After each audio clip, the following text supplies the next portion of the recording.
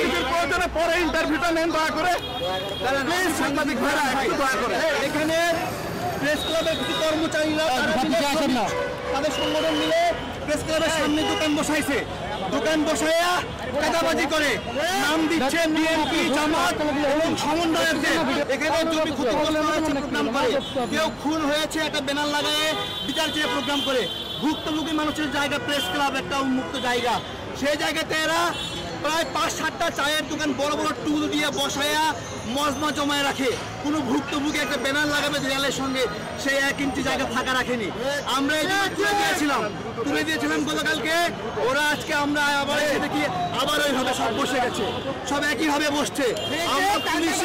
আমরা পুলিশকে জানিয়েছি, সেনাবাহিনীকে জানিয়েছি, ডিএমপি কমিশনারকে জানিয়েছি, আমরা রমনা ডিসিকে জানিয়েছি, শাহবাগ থানার ওসিকে জানিয়েছি, সবাইকে জানিয়েছি।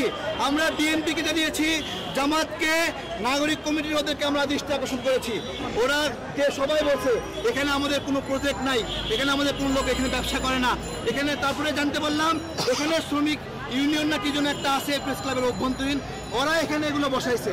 আজকে ওরা আমাকে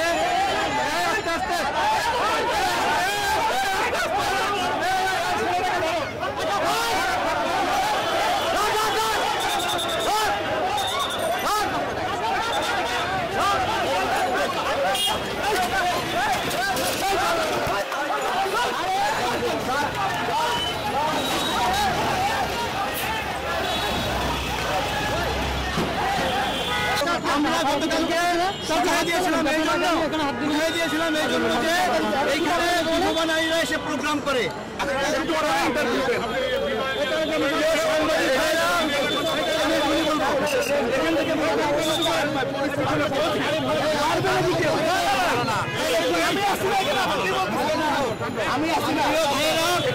এখানে প্রেস ক্লাবের কিছু স্টাফ কর্মচারী তারা এখানে অনেকগুলো চায়ের দোকান বসায় দিয়া জায়গা দখল করছে, যার ফলে সুন্দর পরিবেশ সাংবাদিক ভাইরা আমি